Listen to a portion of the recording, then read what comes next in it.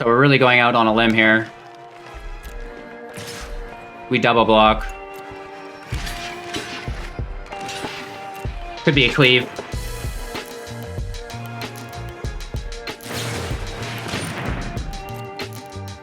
Not quite, but good game. 3 in a row within Mythic. Hey everybody, welcome back, and thanks for taking the time to watch Hello Good Game. Today we're playing with Azorius Flyers. If you're brand new to Magic, Azorius indicates the color combination of white and blue. And of course, Flyers is, an attribute, which means we'll be attacking in the air, and our opponents will need other Flyers to block us or creatures with reach. And, reach is not very common. There's a lot of removal, and there are a few Flyers. So we're going to be trying to protect our Flyers from said removal as a priority. Everything else we just kind of ignore, pretend it's not there. We do have specific things to deal with them if the occasion does arise. And of course, this deck is not as strong as it used to be. We lost Imperium Eagle with the last rotation. The next rotation doesn't hit until September, so we have like 7 months still to enjoy these cards. So don't worry about it. We're having questions like that asked quite frequently with the release of Kaldheim coming up. So, no worries there. And of course, if you're not looking to get into the deck tech, the deep dive, strategies, and synergies, all of that jazz, there's the chapters below that you can, jump right into the gameplay if you want. Azorius Flyers carries a positive win rate within Mythic. I think we were at, like 70%, something like this. And, again, not as strong as it used to be, but still, totally viable, in my opinion, if this is the kind of deck you want to play. So here's my take on Azorius Flyers. Breaking down the deck list to start out with. 2 copies of Kitesail Cleric. This is a 1/1 with flying, kicker for 3. When it enters the battlefield, if it was kicked, tap to 2 target creatures. Up to 2 target creatures, sorry. So we're talking about creatures with reach and other creatures with flying being able to block us. Let's just tap those creatures, right? Easy peasy, lemon squeezy. It's also an early game drop if we don't have the need for that, right? So if this is in your opening hand, obviously play it as your 1-drop. If you pull it later on, you can kick it, still get the 1/1 in there, but also tapping your opponent's creatures, which is really good as well. So into our 2-drops, 4 copies of Watcher of the Spheres, a 2/2 with flying, and creature spells with flying cast 1 less to cast. This is why we're not running more 1-drops in the deck, because we want to be reducing the cost of our Flyers as much as possible and really making use of Watcher of the Spheres. It gets better than that, though. Whenever another creature with flying enters the battlefield under our control, the Watcher will get +1/+1 until the end of turn. So, it becomes a 3/3, a 4/4, and even maybe potentially a 5/5, right? Moving on, the Skycat Sovereign, also for 2, a 1/1 with flying, and it gets +1/+1 for each other creature we control with flying. And again, the whole deck consists of creatures with flying, so it's not uncommon to have this 3/3, 4/4, 5/5, and maybe even a 6/6 if we really light the fire. And of course, we can pay 4 at instant speed to create a 1/1 cat bird with flying. This is nice because we can do this as a blocker. Our opponent thinks, oh, we have the kill, we're going to attack and block. The token we create has flying, which increases the Sovereign by +1/+1. So we can kind of do that to do some instant speed shenanigans with our opponent, whether it's on their removal. Maybe they're trying to do a shock or something, and we're at 2. We can push ourselves to 3 really quick without them knowing. And even the blocking or attacking, we can kind of, swayed things a little bit there as well. So moving on, 4 copies of Lofty Denial. This is a 2-drop, and it counters target spell at instant speed unless the controller pays 1 of the spell that we're countering, that is, right? And if you control a creature with flying, they're going to have to pay 4 instead, which is, quite a bit.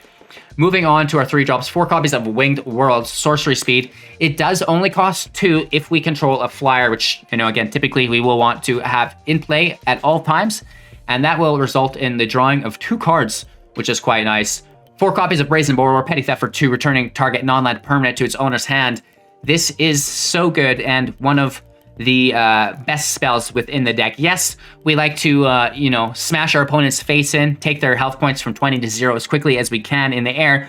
But we talked about things with reach. We talked about other creatures with flying. The Brazen Borrower's Petty Theft deals with those absolutely perfectly, opening up our attacking lanes again, which is quite nice. And, this is a little bit better because it is instant speed. The Kitesail Cleric taps creatures, so they don't have to respend mana. They just untap their next turn, whereas the Petty Theft will result in them having to respend that mana to cast that permanent again. So that's really cool. Plus, it's a flash flyer, which just fits perfectly with the deck. The Jubilant Skybonder, 2/2 with flying, and creatures you control with flying have spells your opponent casts that target this creature cost 2 more to cast, and this is a stackable effect, so, you know, we can make those spells cost 4 more and 6 more potentially as well. So all of a sudden, those Bone Crusher Giants don't become so viable within your opponent's hand, so that's quite nice. They'll not remove your creatures, and they'll resort just to putting the damage into your face. 4 copies of Linvala, Shield of Seagate. This is a 3/3 with flying, and at the beginning of combat on your turn, if you have a full party, choose an online permanent an opponent controls until the next turn. It can't attack or block, and its activated abilities cannot be activated. Don't worry, it's not a party deck. I don't even know why I read that to you guys. Just forget I even said that. Where this card really does come in handy, though, is we can sacrifice it, choosing Hexproof or Indestructible. Creatures we control gain that ability until the end of turn. So this is basically our protection from Shatter the Sky, any other mass removal. Into our 4-drops, we have a single copy of Legion Angel, a 4/3 with flying, and when it enters the battlefield, you may reveal a card you owned, named Legion Angel, from outside the game, your sideboard, which we do have 3 more of here, and putting it into your hand. So, you know, you get to play a creature, and you get to draw the same creature, which is good. It's even better because it's a 4/3 with flyer, so, you know, you don't get much better than Legion Angel in best of 1.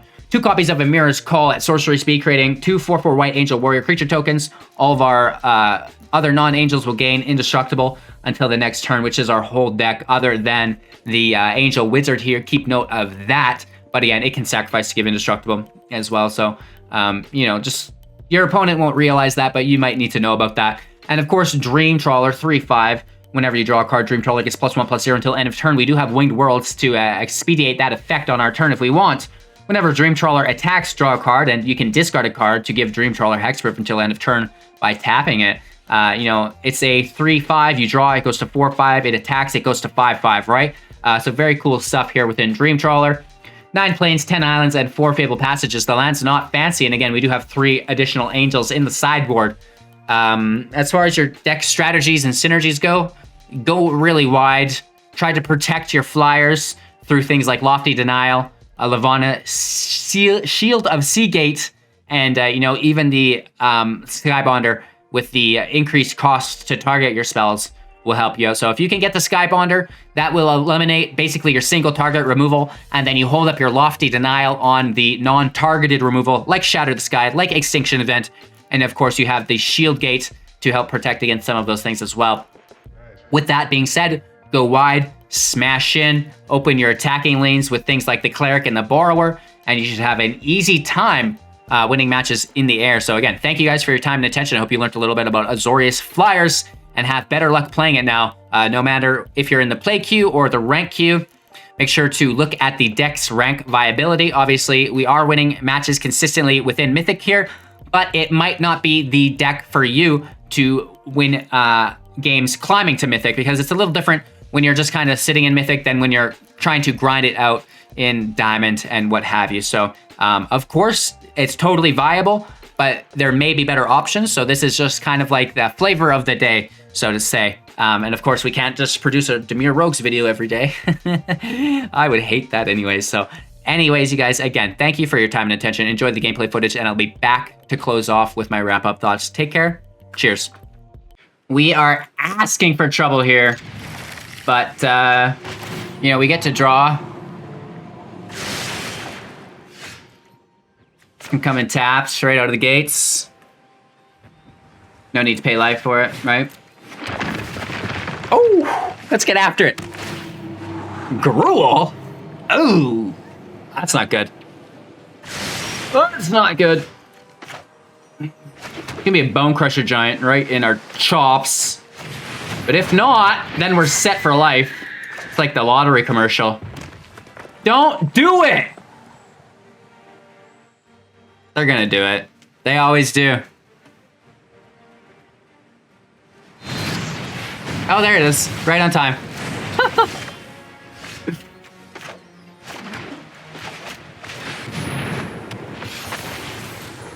Oh well, that's fine. We can get this Trawler out, we'll be all set. Ooh, the Harbinger's great.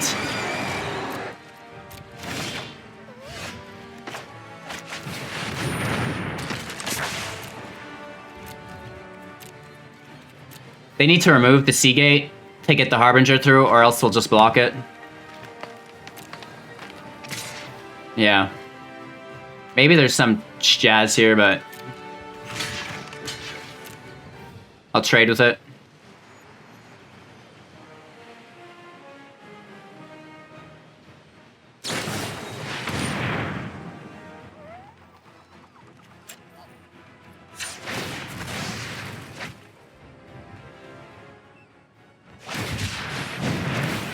We still interrupt the combat damage, at least.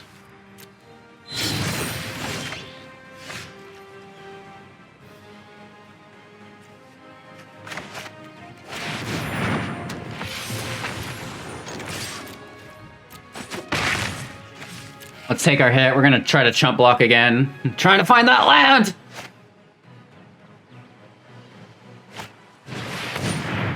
Are you serious, bro?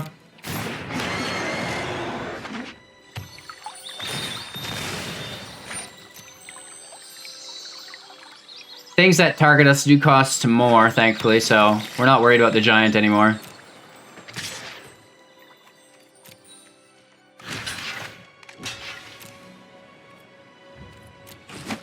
We get the trade this time, at least.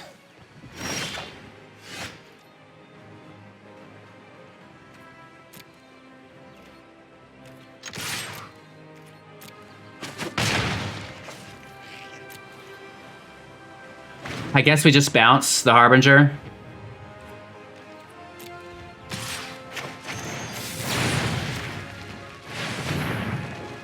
Keep them from drawing.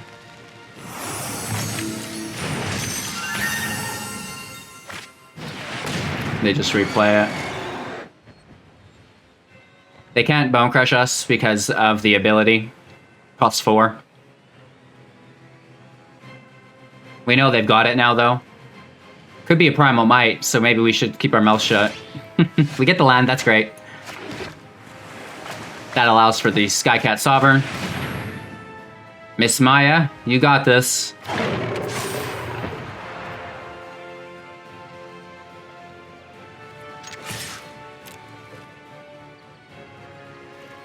Let's take the hit. We hold up Lofty Denial. A lot of them. So hopefully they've got big drops here.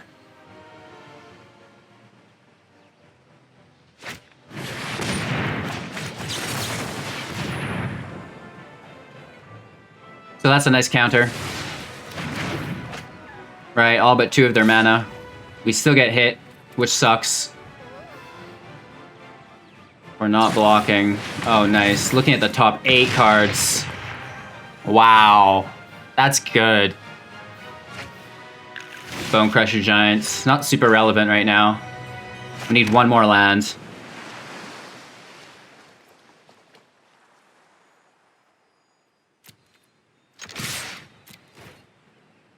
Take another big hit. We flash this in, we hit for 6, 7, 8.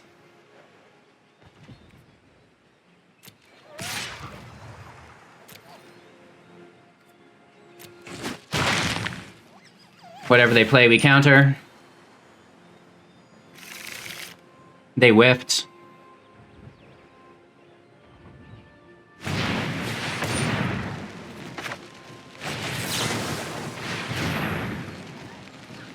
So they're not paying 4. And then we can flash our Borrower in.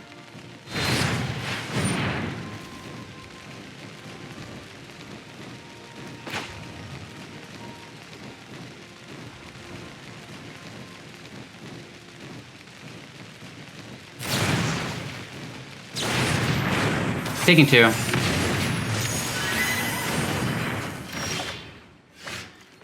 There's our lands. I think we just play it, right?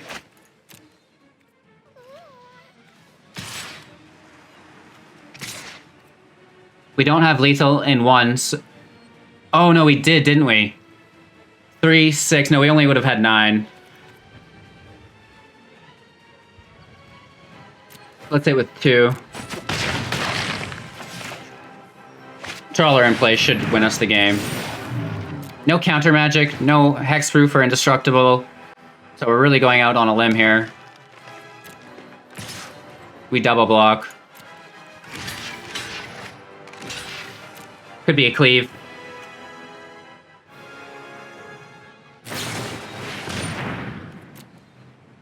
Not quite, but good game. 3 in a row within Mythic. Nice. Opponent goes first, and our land is so slow. Good, but it's slow. Let's keep this, toss a draw.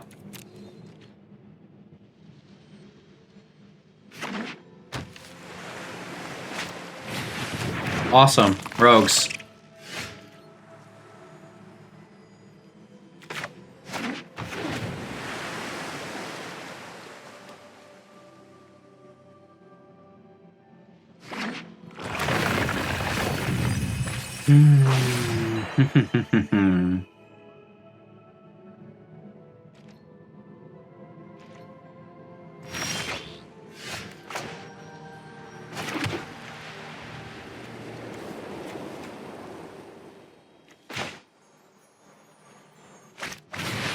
Let's just play into our death here. Easy counter, easy removal.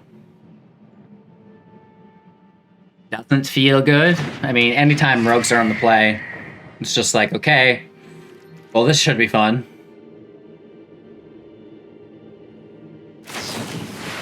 Thought Thief in play, which we can block, at least. We definitely can't fall behind in land, so we need to top deck the lands. There goes 3 of them.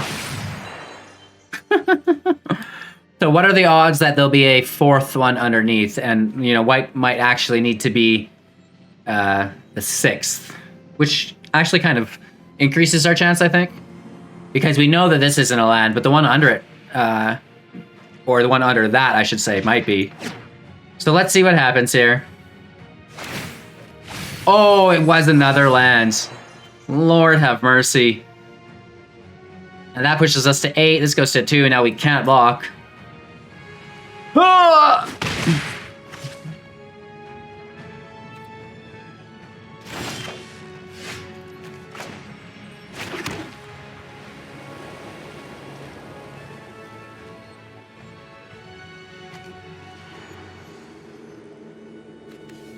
And we're still just gonna get countered.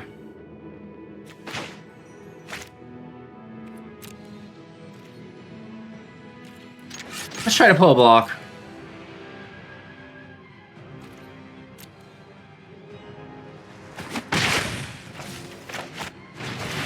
Skybonder's great, but we're just basically hoping there's no counter there. Every time is a risk. But it's like the mill and having the crab in play makes it so we can't try to wait them out. It's not an option. It's just apply pressure, flip the coin, and maybe you get it. That's how I play against rogues anyways. Right? Good strategy, I know. And we're already down to 37. Like, absolutely silly.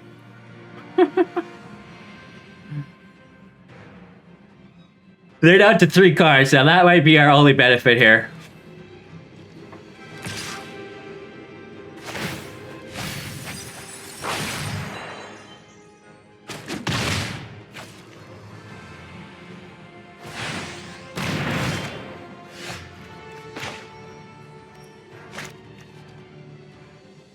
They're tapped. Let's draw a land. Perfect. And then we can play our Seagate, which can block. Let's get a decent hit in here.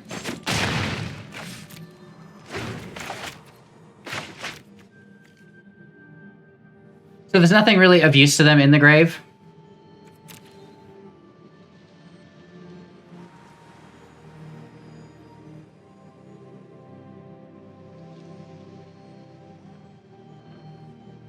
Flashing the Borrower in is probably our best bet.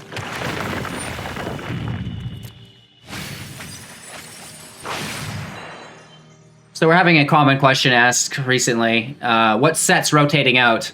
And there will be no rotation when Kaldheim comes out.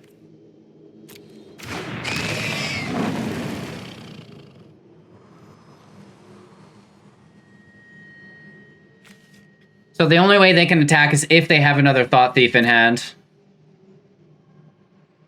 Which they might. And that would push them up to 3/3s each. But I think we should still trade with it.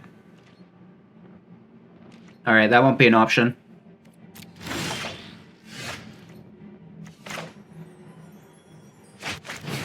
Another Watcher in play, so if we can pull a Trawler, that could be good.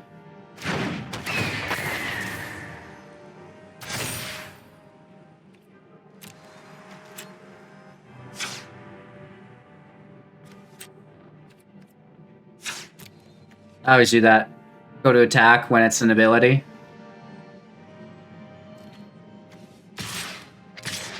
That's it for 6. We do have a counter. We have a bounce as well.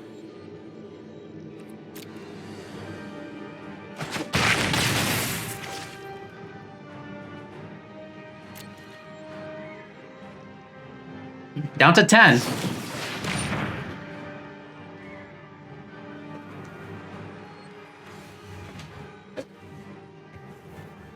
They could replay it if we counter it, so that's not worth our while.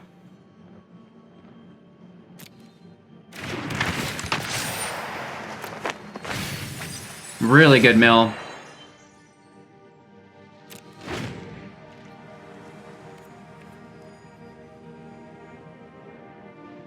They're gonna get a good mill here as well, unless we bounce the Thought Thief before their attack.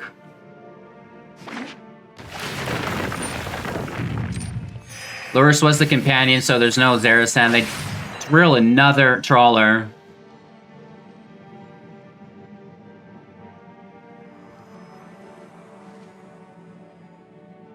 Hold up the counter. Bounce something. There's only 2 rogues, mill of 4. It's not good.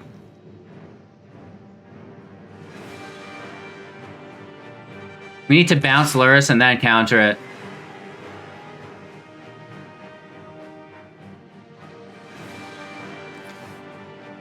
Right? Bounce Lurrus and then counter it.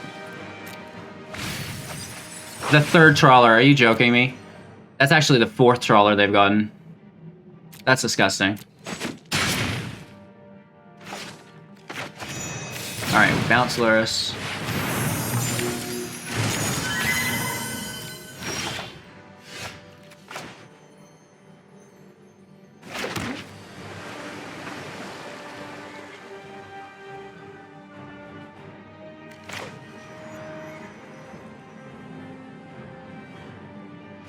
Borrower in play.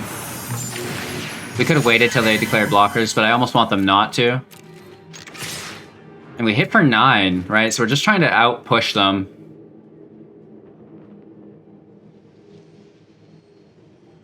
We have counter on Lurrus. We also have bounce.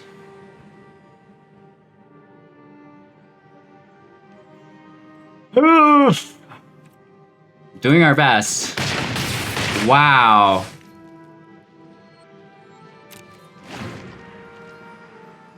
A good gaming us. We're at 12 and 20 cards. I think we're okay. We have counter magic.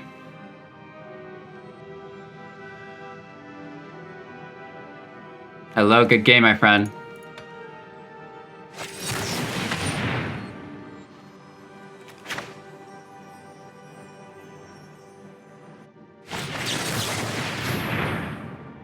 Let's counter it. They have to counter our counter.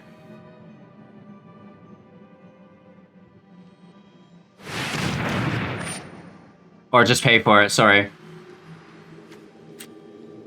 We can give indestructible.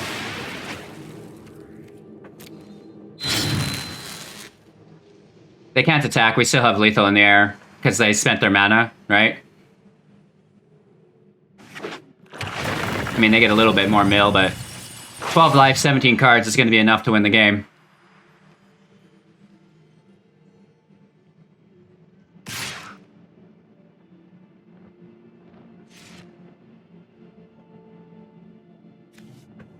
They're like, how I can win this game somehow, right? Just bounce it back, baby. Not enough mana to cast it. Power the troops up. We could have cast that other Seagate. That would have been smarter, but 2 in a row in Mythic. Undefeated. Azorius Flyers doing their best and even beating the most annoying deck within the meta. We go first and we have good land. What a blessing. Looking for a second island for our borrower, but we're okay with this.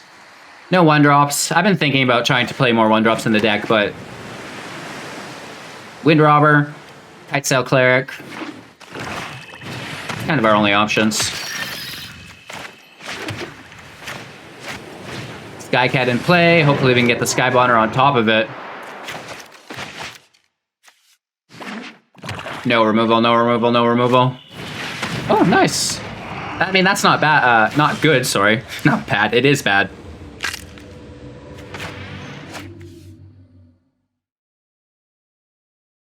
I think we still have a spare turn.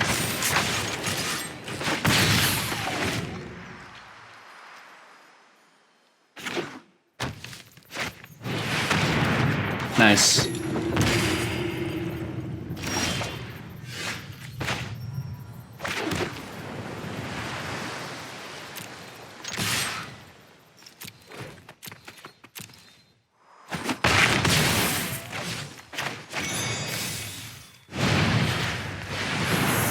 Let's bounce the lock plane back to their hand. Here you go, brah. It's their 4th land. They paid life for that. We're just gonna counter it. Please and thank you. Down to 12 life. 3 cards in hand. We don't mind the damage, really. We're just trying to race them. Another borrower. I feel bad.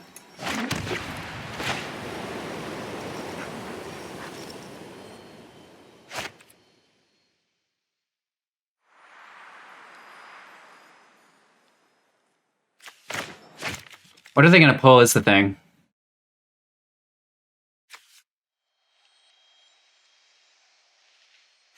I say let's just go for it.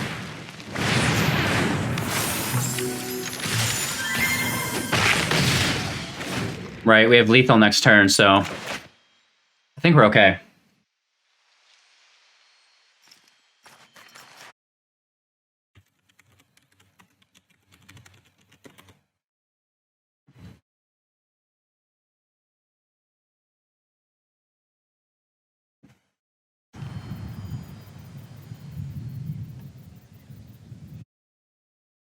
Bastion of Remembrance is going to gain them some life here.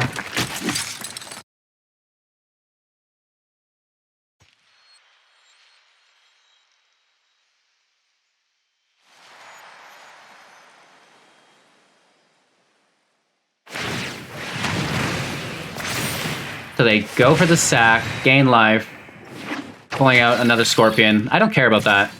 All right, we've got lots of damage in the air. And we could hit for 3, 6, 7, 8, 9 with this. It is a little bit annoying, isn't it?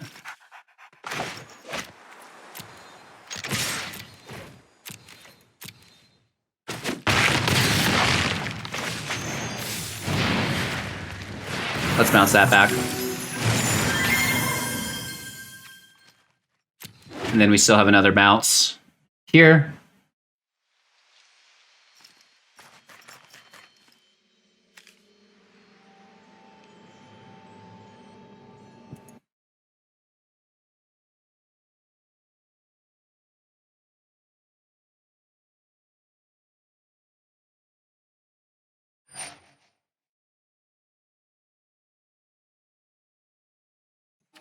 We don't mind this.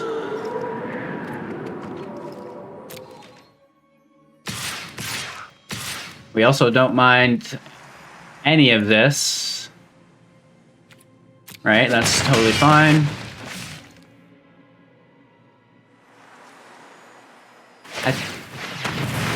They go for the Summoning Sickness. They can do this on the stack, which is the thing. We don't really have access to it. They could almost kill us. They could. Nice. I think that's game.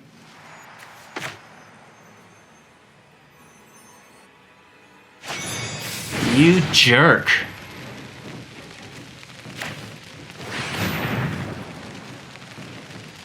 They could do it all on the stack, so there's no interaction that we could have done.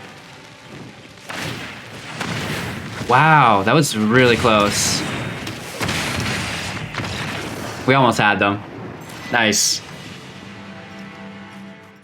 So, it doesn't look that bad, but it doesn't look great, so we're gonna toss it. Keep this. Throw the land.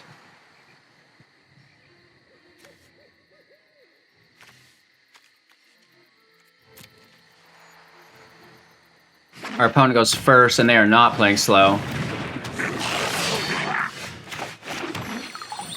We will, though. They're gonna stomp us. I can already feel it. We're gonna take a blue source here.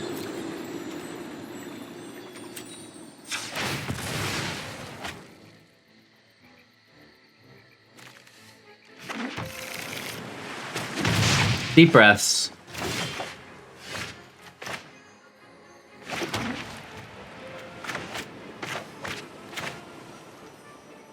I also want to drop this first. Because we will just lose this to a stomp.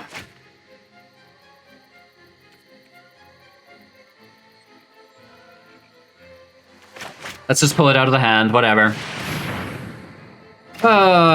One Bone Daddy coming up. They always have it. You know, it's not even a question anymore. It's like, you see red? Bone Crusher Giant. It's just how it is. It's just how it is. Sad, but how it is. They don't drop a land, which is great news for us. We should have waited. It sucks to lose virtual card advantage in your hand.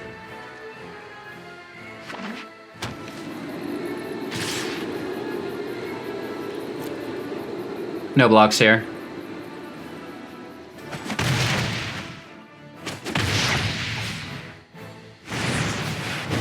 The giant is very annoying.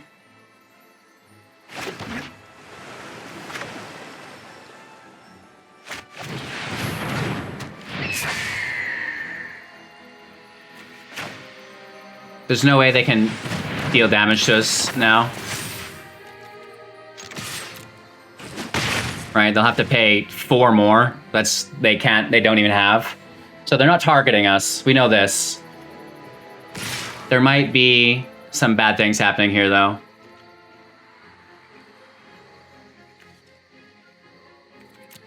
It's probably a cleave.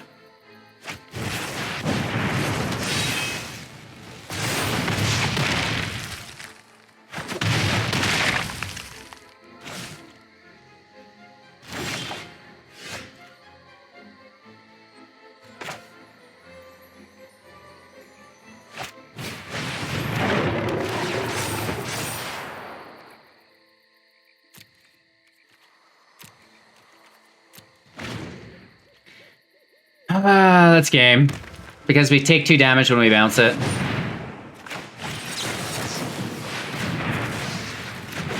Good game. You know, red deck on the play. It is what it is. Right? It was a turn 4 cleave. Good game. It happens. At least it was quick. Wrap-up thoughts, close out. Deck's great. Maybe a little life gain would be cool, right? Could seal the deal here for us. It's really close to being good. I miss Imperium Eagle, right? Rally of Wings. It's so sad to have you guys gone. You know, took it away from a tier 1 to a tier 2 or something. So it is what it is. Still a fun deck to play. I love Flyers. It's, you know, very friendly for beginners. It's an easy thing to grasp, right? I can play my creatures, I can attack my opponent, and I can win as long as they don't have reach or removal. So easy peasy lemon squeezy. Again, thanks for your time and attention. If you want access to even more content, consider becoming a YouTube member, in which we do have exclusive content for you guys. So again, thank you so much for your time and attention, and we'll be back soon with another Magic the Gathering Arena video. Take care.